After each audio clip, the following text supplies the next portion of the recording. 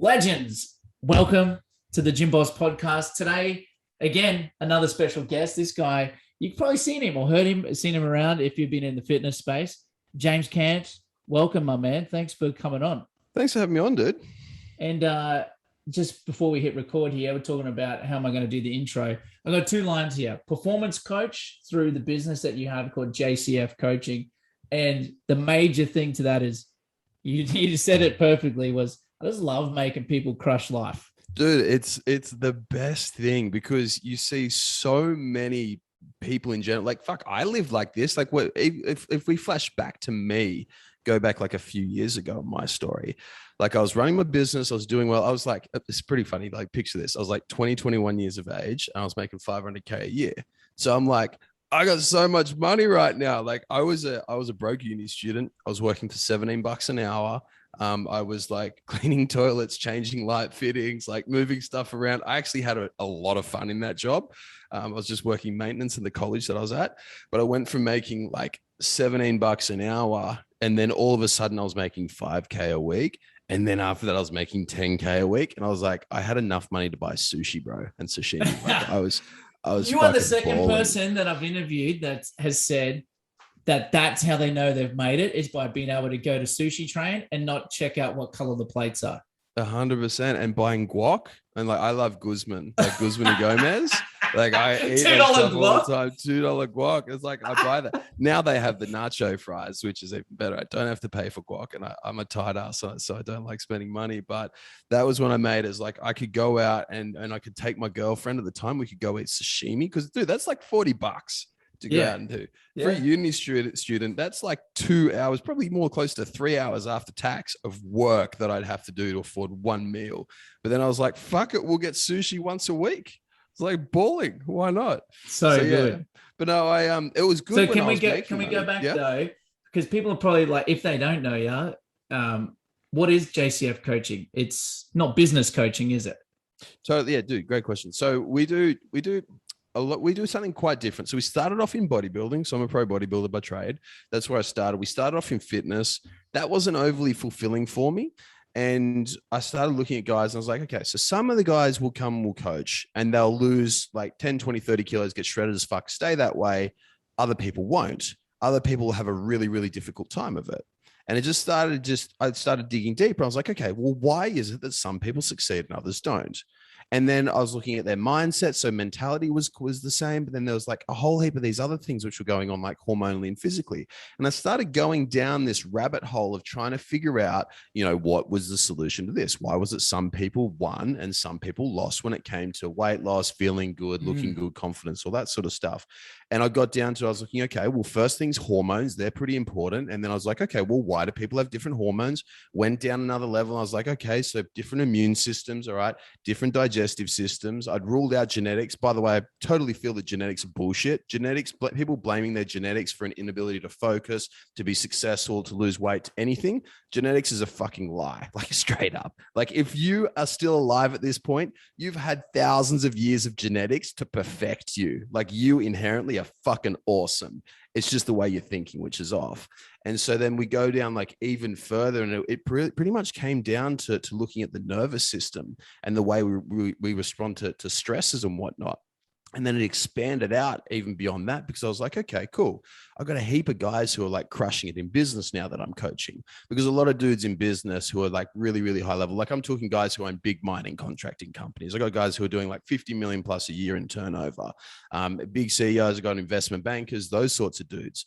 I was like coaching them, and I was looking at them and their experiences and what makes them tick. And so I went from fitness and making people like look good, and I kept following it down and figuring out how to make them look better. But at the same time, I found out that the easiest way to make someone look better was to make them feel better, like to make them perform better. Because if you perform better in terms of energy, in terms of how you feel, your mood, all that sort of stuff, you'll lose weight. Like this, just as a byproduct, you'll lose weight. Like, it's easy. But if you're feeling like shit, if you hate your job, if you wake up feeling crap, if you're like that person who you wake up in the morning, you're like, oh, fuck, I want to go back to bed. I'm so over this day already. You wake up, you stub your toe, you go and try and have a piss and you piss all over the toilet seat. And it's like, if you're that type of person, it's like, you're not going to have a good time with weight loss, with business, with relationships, with anything. Everything's going to be an uphill struggle. And so that's when we shifted into the performance coaching side, where it's not just my goal to help guys lose weight. In fact, I couldn't really give a shit whether they do or don't, because I know that it'll happen anyway when they feel good. My goal is to make them fucking crush life so that they can feel amazing. They can be, we predominantly work with men so that we can make men be better husbands and treat their wives really well. Because when a man supports a woman, women just flourish because women are 100%, 100%. And then after that, like, make them better fathers, because the reason why so many of us are fucked up, like, put my hand up here, is because we didn't have great relationships with our fathers at times through our life. And we've got to mend that stuff. So make men better fathers. And then after that, make them better business owners, because business owners, and small business in particular, small, medium, even large business, that we really revolutionize or we impact the way that people think and feel and be, because we're generally the people who our employees look up to us. We're the leaders here. And if you're a tyrant, you're going to create a company of people who are really traumatized. Or if you're an awesome leader, you're going to empower people to do some really cool shit. And so I wanted to go down that pathway because that it's just so much cooler than making people lose 10 kilos. Like, so much more fun. But that's when you were 21, what were you doing when you said, cool, now making $5,000, 10 grand a week? Like, what were you doing first? That was like focusing on bodybuilding, fitness, fitness, that sort of thing. So I was still bodybuilding at that time. So I was still actively competing. So back then I was like top 10 in the world in bodybuilding, like competing and doing all that, which is pretty cool. It was fun. And because of that, I got a lot of clients who came to work with me for fat loss. So I was selling $44 a week programs, right? Back then, $44 a week fitness programs. I didn't do sales calls. I didn't do anything like that. It was all sell by chat. I was using ManyChat before it was cool. We were doing all these things. I was getting into flows and growth tools and that. And bro, I remember when I first started running ads, I put in $2 one week and then pulled out 160. And I was like, fuck, this is awesome. And back in the golden days of Facebook. But I just really used Facebook just to blow the fuck out of my business to a point where I had more clients that I even knew what to do with. Yeah. And so that's what the business is now. It's all online. Totally online. Well, we are mostly online, but we run these things called man weekends where we get a bunch of awesome guys together. Like, we've got guys who stack shelves at Woolies and they're fucking legends. And then we've got guys who run massive, companies that are doing tens of millions of dollars, close to hundreds of millions of dollars. And we get this whole spectrum of dudes in one area.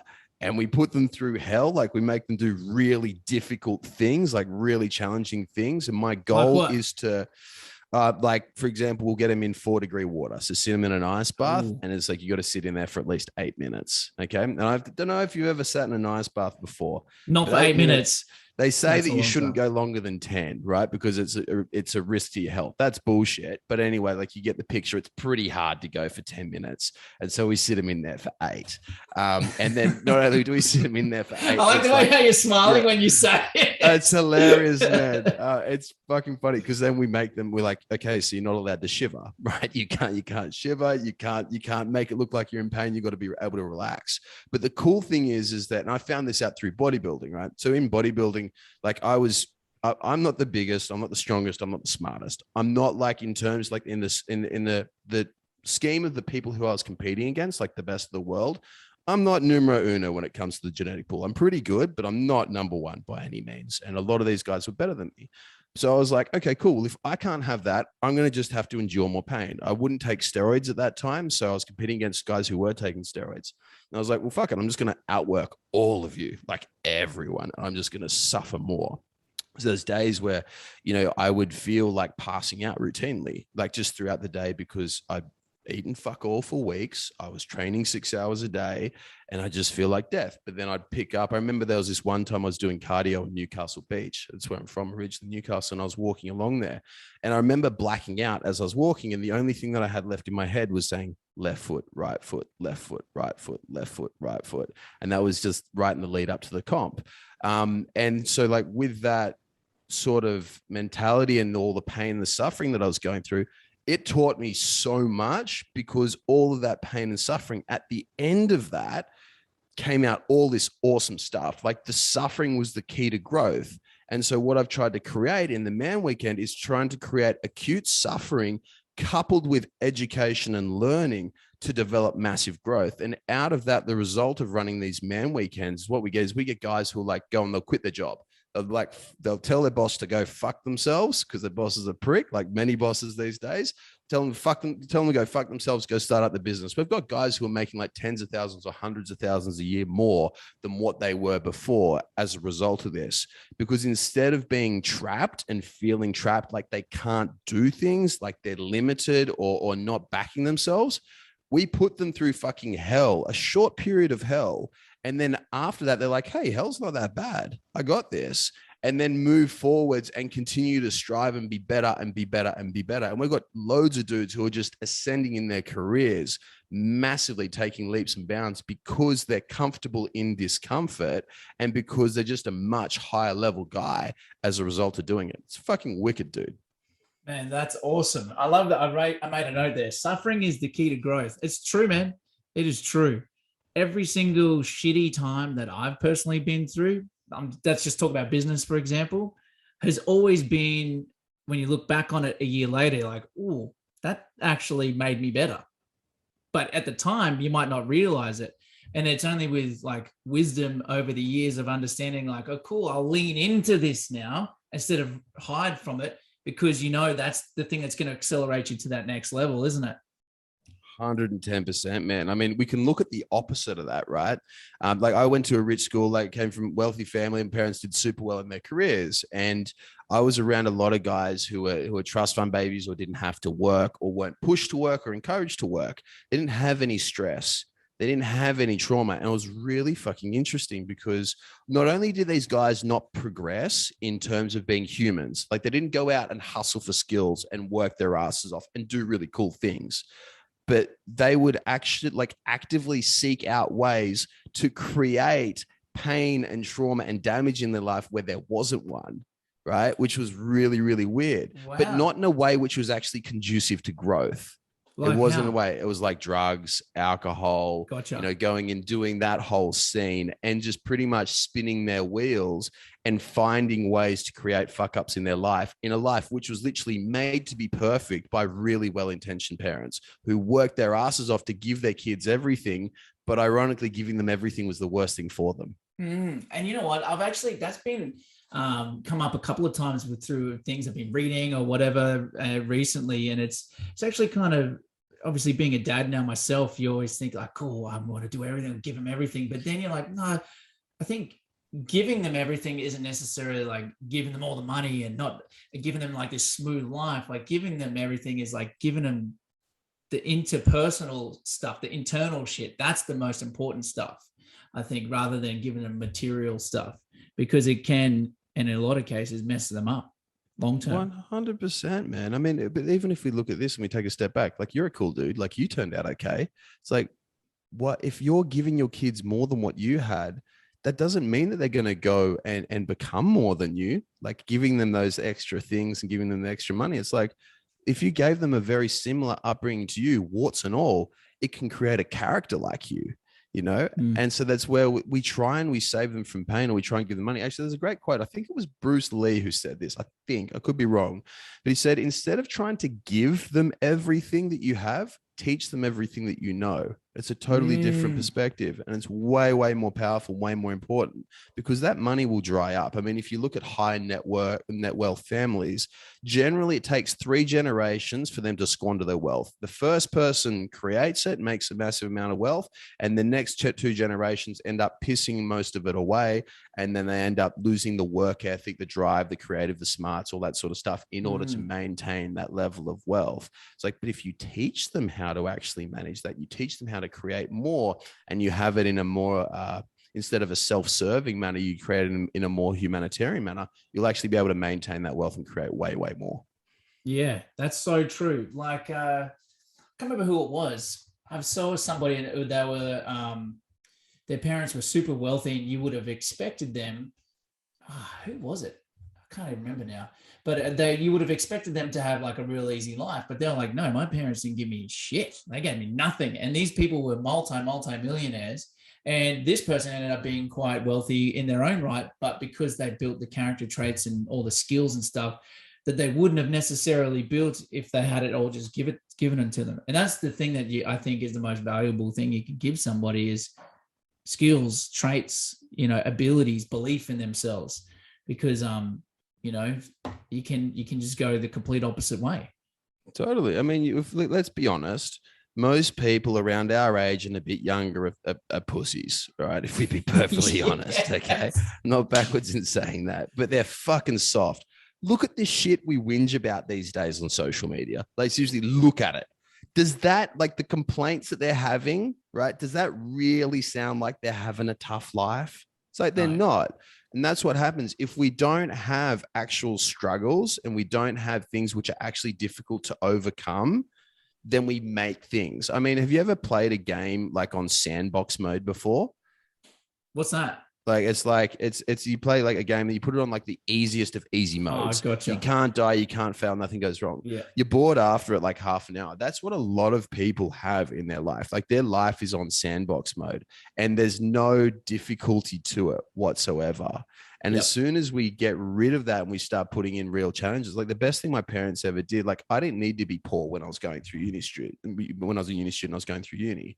The best thing they ever did, and I'm so grateful, is they didn't give me a whole lot. I didn't die. I wasn't starving. No one in Australia starves, but I certainly wasn't loaded. I really appreciated the fuck out of that sashimi when I bought it, right? When I did have enough money for it. But that's the best thing ever. And the ability and the privilege of being poor was fucking awesome for me. Like the single best thing, because it taught me work ethic. It taught me to appreciate money and to actually value the things that I have and value the things that I create, because there is another world who doesn't get to enjoy the same amount of luxury that I have in my life right now. And I know that because I've been there and I've grown up with it. Man, I'm trying to write down all the little nuggets. I'm gonna have to go back and re-listen to this, but there's been some good ones already, man. The Sandbox mode is a good analogy. I like that. That's actually something I'm gonna steal that. You can steal my email from before and I'll steal that. So with this stuff that the guys come to you, these guys are coming like from the guy that works at Coles all the way up to the big CEOs. Is there common threads between them all, or like they've all got this sort of problem and these are all relatively the same? They might present themselves in different ways, but is there stuff that you like find like, okay, everyone deals with this, step 1, step 2 is this, and then step 3 is this? Yeah, dude, it's super interesting because we're all very similar. We might like to think because we make good money that we're somehow better. It's like, we're not. It's like we're super not. We've just been exposed to better people, or we've been exposed to people, not better people who are more skilled in certain areas than others, right? And we have certain opportunities that other people don't. And they're just pushed around us. And that's how life goes, right? It's not always fair. But with this, it's really, really interesting because we all have the same things. The reasons why we created the Man Weekend was to allow guys to be in like a growth incubator where you're in this really acute temperature turned right up, small area where you're forced to fucking grow. Like we're creating diamonds in 2 days. And that was the whole point of it. And in terms of the guys who that attracts, are literally any dude who wants to be better, any man who wants to be a better man, who wants to perform at a higher level, who wants to be a better father, who wants to be a better husband and partner, who just wants to be a better human being and leave a legacy, not in terms of legacies in I'll be remembered, but in terms of impacting other people in a positive way around us. And that turns out to be pretty much fucking every bloke alive, right?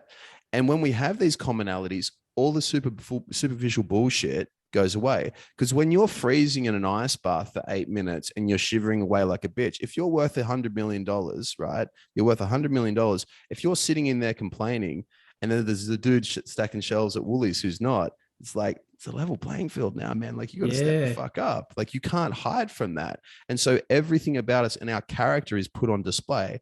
And it's really interesting because we haven't had one dude who hasn't crushed it out of this, but in terms of the guys who get the most out of it are the ones who are just like fully there and like open themselves up totally and just dive in balls deep.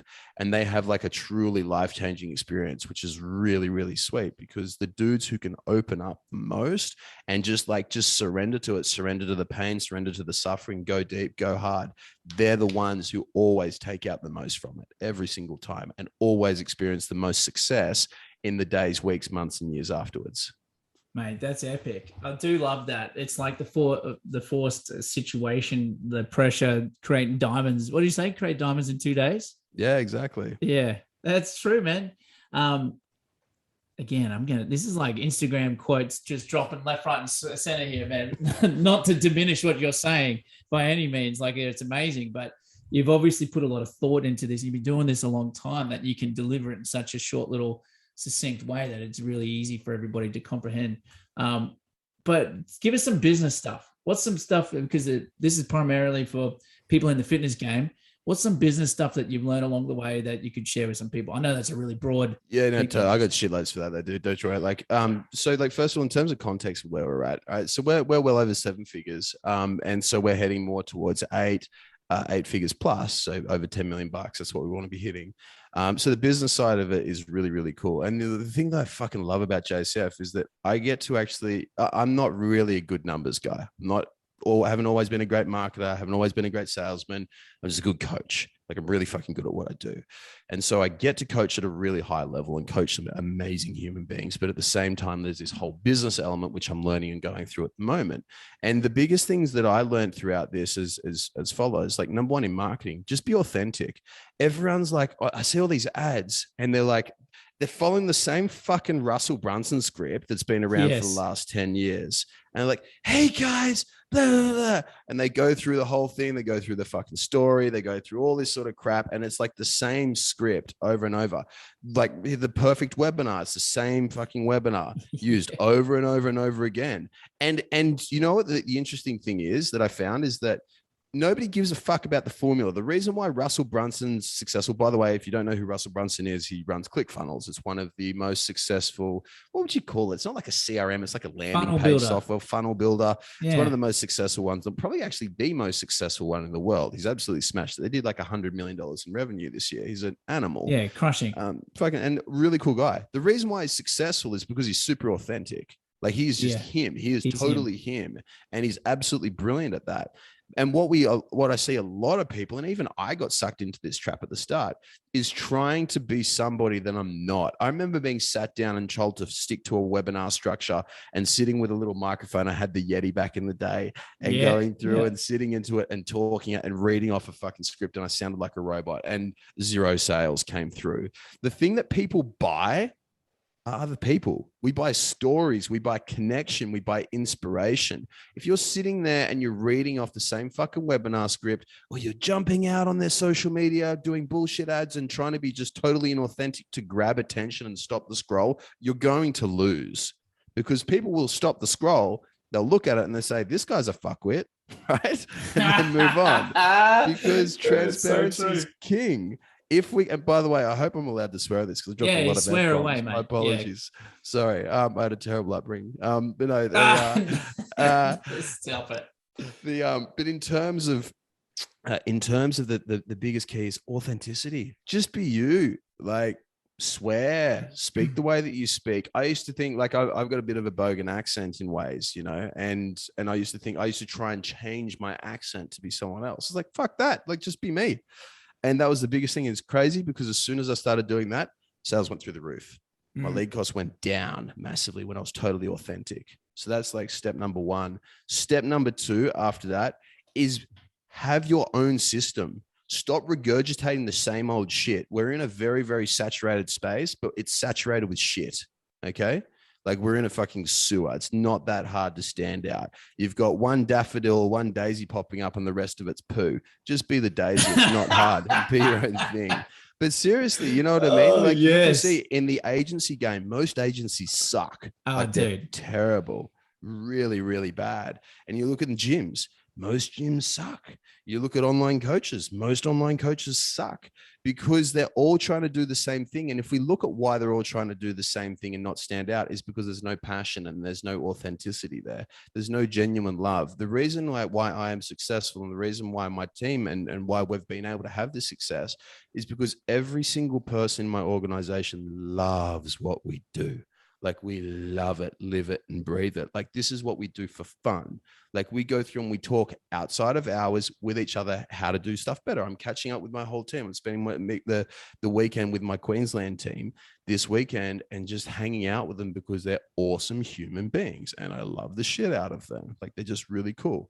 If you have a team like that, or if you are like that and you genuinely love your product, you'll be infinitely better because you care.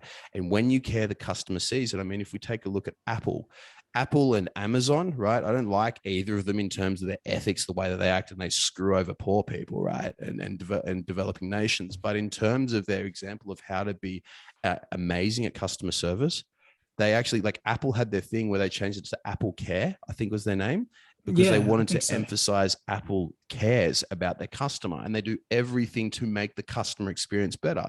Jeff Bezos was like, what do customers want? Faster delivery, lower prices, highest quality, total reliability every single time.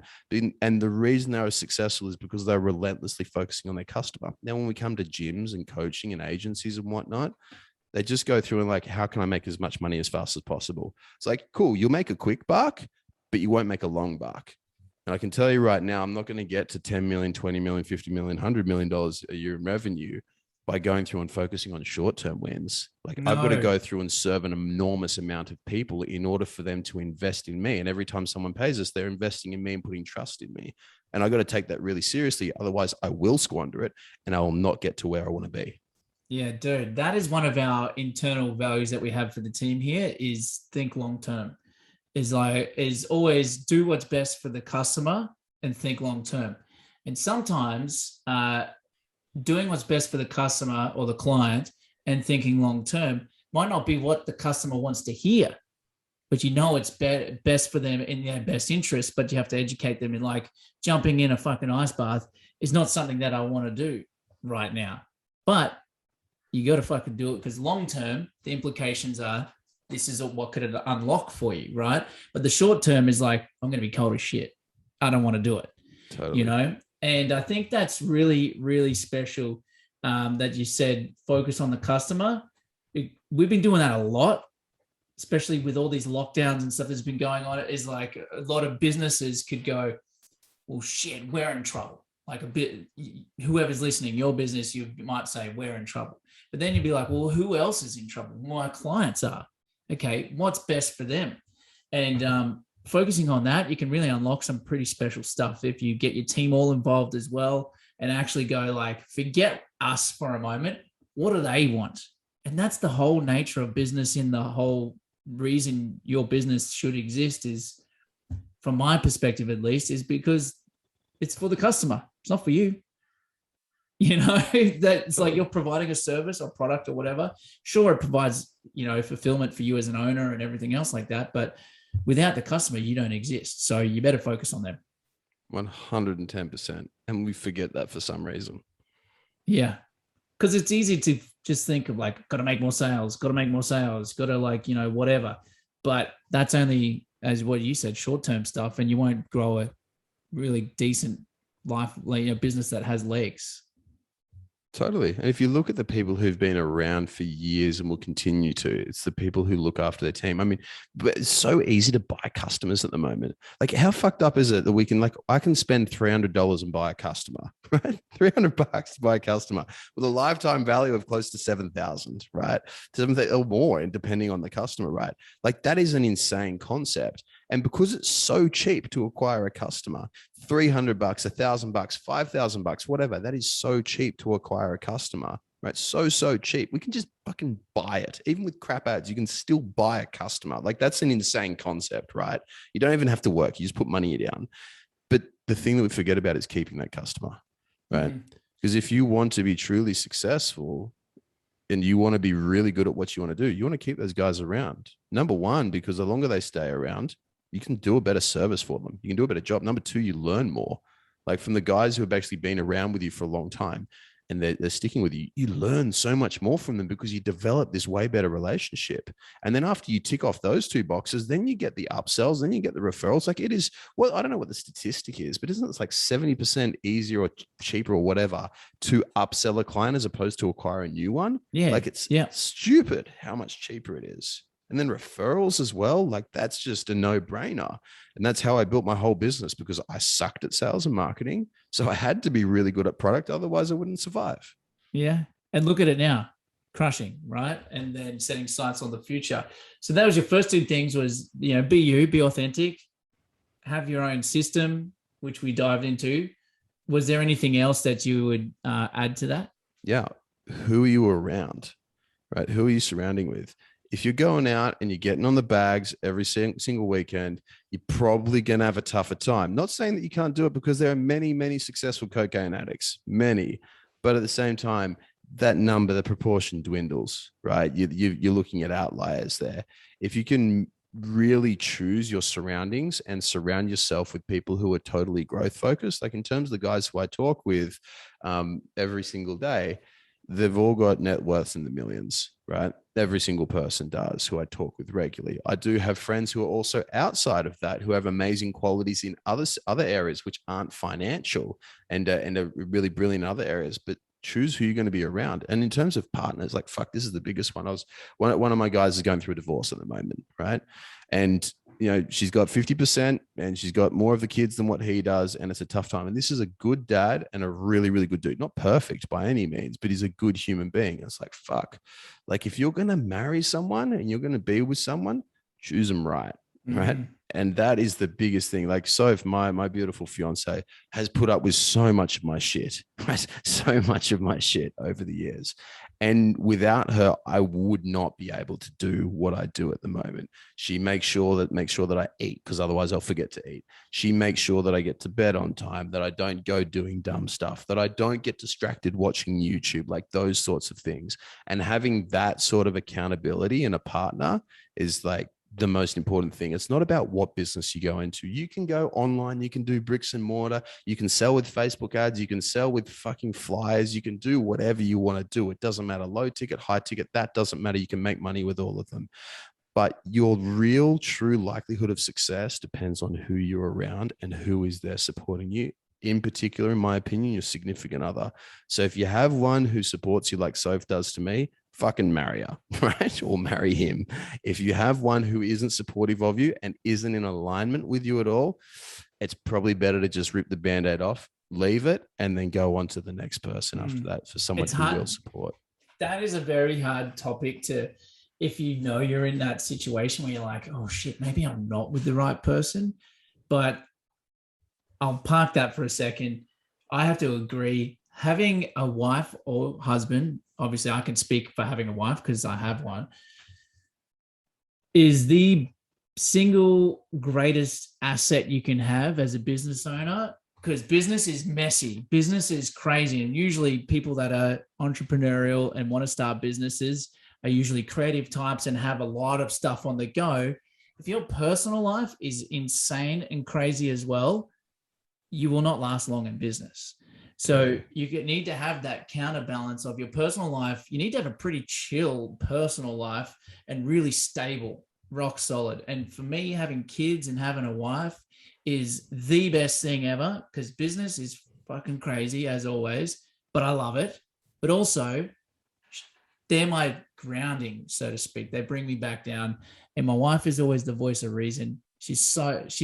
I always say this, she's got the best head for business that I've ever met, because she is just so common sense that's not so common that I will say something to her and she'll be like, what are you talking about? It's this. And I'm like, oh, so glad that you're here. And then there's so many decisions that I've run. Most people in gym owners are like a husband-wife combo, or they have a partner or whatever.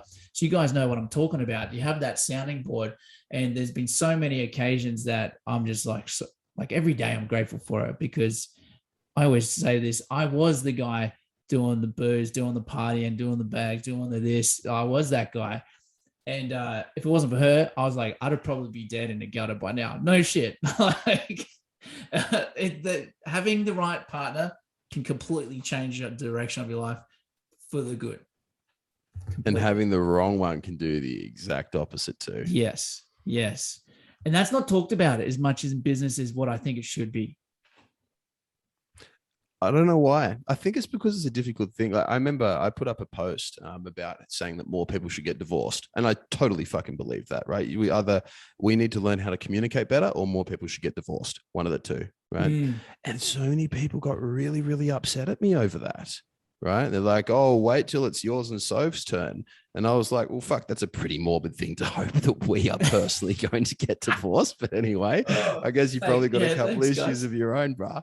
But then going through and actually looking at the response to that and how people were so personally offended by it, I think it's just a really sensitive topic.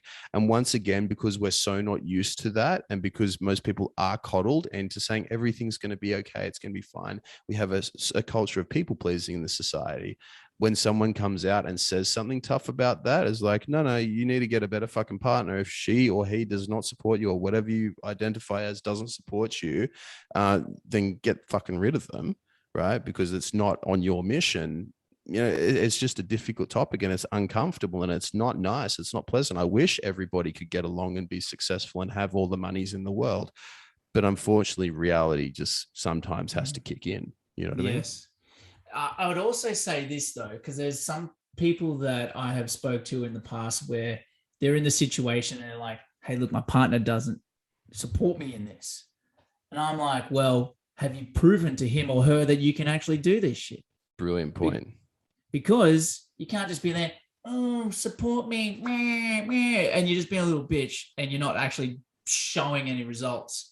Because if you can't prove, at least to some degree, that you're going to follow through and do what you said you're going to do, why should they support you? Because maybe they are the right person for you because they're telling you as it is. And it's hard to take that distinction initially when you're going, because business is a personal growth experience. It's a personal development experience. It's the best thing you could ever do, I think. Well, at least for me, it's totally been. Agree. And I was that guy. I was like, support me. She's like, well, you haven't shown me anything. And I was like, I was so mad about that. But it was because I got so mad because it was true. But that's the thing. That's not her going and just agreeing with you is not supporting. That's placating. No, that's exactly right. Totally different. Supporting is sometimes slapping you in the face and saying, wake the fuck up. It's like, what are you doing? And support is sometimes doing the hard thing. It's actually more often doing the hard thing and having the conversation and doing it in a respectful manner. Like, that is true support. And that is what we all need in a partner, both ways. Yeah. And that is so, as you said, that is so rare to find. And I was lucky. I just stumbled upon this amazing woman. And, but a lot of people are like what I call rug sweepers. They just sweep it under the rug, push it to the side, and they just don't ever want to, they're avoiders. They just avoid. We call them nice guys. They're nice. They're like a biscuit, right? A biscuit's nice. They taste good. They feel good in the moment, but then you end up with diabetes if you eat too many, right? So they're nice, right? They're on the surface nice and agreeable and whatnot, but underneath they harbor a resentment, right? There's a brilliant book by Robert Glover called No More Mr. Nice Guy that we make a lot of guys read. Super worth it for every single. I believe that every man, woman, and child should read this book because it's really about how to have confrontation in a respectful manner, to set your boundaries, to be true and authentic to yourself, and how to really just be a higher level human being who actually serves instead of looks to take. Robert Glover, No More Mr. Nice Guy. Great book. Man, I'm Amazon hitting that up straight after this. It sounds awesome. So we've touched on authentic, have your own system, who are you around? Is there anything else that you would add to that? Don't be a prick. Solid. Don't be a prick. Man, you look at so many people are out there to try and you know how beef marketing works, right? People on Facebook take pot shots at each other and talk other people down, and like they'll go name calling and backwards and forwards to drum up engagement and all that sort of stuff. There's a great Frank Kern quote. Frank Kern's a brilliant marketer. Oh, I was just talking about him on my last podcast. I'm a fucking massive fan. Dude's a Massive fan. genius. The grandfather With of a marketing, capital right? J. Yeah, he's a great guy. In terms of like the content that he puts out. I remember one of the things that I learned from him was that when you go through and you start shit talking people, right, and you build up your followers like that, they all have pitchforks and torches, right? You can imagine the Simpsons episode where they're all coming after Homer with pitchforks and torches coming to go get him, Yeah. right? Those people, funnily enough, don't make the best customers, right? People who are going out and they're trying to hunt and kill and they want the sense of blood, they're like sharks in a frenzy going after stuff. They're not going to be your best buyers in general. So if you just don't be a prick, if you be a prick, you'll attract pricks. And then when you attract pricks, you have to deal with those pricks. And generally, when two pricks get into a relationship, it's not always the best thing. But if you can be a really awesome human being, be true and genuine to yourself, and to display that in an exemplary manner, and to just be true and honest and authentic, you'll always do better. And that's coming from someone who's been a prick with a capital P, right? I've been a prick. I've been an asshole before. I've done all that sort of stuff. And my business is so much better off now than what it was then, for just getting rid of that whole side of myself. Man, I love that. And I think that's a pretty good place to leave it, because I know we could talk for hours and hours on this sort of stuff. But thanks for having me on, man. It's been really cool. It's been fun. And if people, obviously, let's do the typical, where can people find you spiel? So if people want to find you, say, for JCF Coaching, what's the best thing to find you with that? Type in James Cant on Facebook, Instagram, YouTube, Google, whatever. Our marketing is pretty decent, so it'll pick you up. And in terms of the name, it's the C word, but with an A instead of a U, right? The easiest way to remember it. So James Cant. And I know we've talked about business stuff, and I think we were talking about it maybe before we hit record, but do you do anything like for business side of things, not just like the JCF coaching? Are you going to be doing something with that in the future? Yeah, we do. So I mentor a lot of business owners in multiple areas, and it's because obviously we've had a little bit of success in business, and so we do mentor in a lot of those areas. We will be launching more online specific stuff, but in the moment, if anyone does want a hand or even just a pointer, like I've got enough money now where I don't need to pitch everyone that messages me. It's quite nice. So if you need anything at all, just shoot me a message, because I'm happy to point you in the right direction, be it in marketing, sales, product delivery, like whatever it is you need. I have thousands of bits of like old lead magnets and things like that I can give you, which might be of benefit. Oh, mate, that's awesome. I did not expect that at all. That's so cool. Guys, I would fucking hit him up. Hit him up for sure. And he's a man of his word, though. Every time me and James have a communication on Facebook, there's always some sort of nuggets that I get there. So, dude, thanks for coming on the show. This has been awesome. And you're a new Queensland resident as well. Hell yeah. Love it up here, man. It's God's country. Yeah. Living off the land. He's got, you guys are listening to these, he's got bananas hanging in the background there. They're awesome. These puppies, they're just about right. They're in perfect reaching distance, so I can just grab them whenever I want. It's just like King Kong, mate. Just fucking leaning back, grabbing a banana. I am a monkey, yes. That's right. Crushing sales and bananas at the same time. I love it, man. That's awesome. And guys, that's all we have for today. And so you guys, just to go again, James Cant on Facebook is the best place to get you. Facebook, Instagram, YouTube, you can find all my stuff there between those three. If you want to reach out and have a chat, Facebook's the best.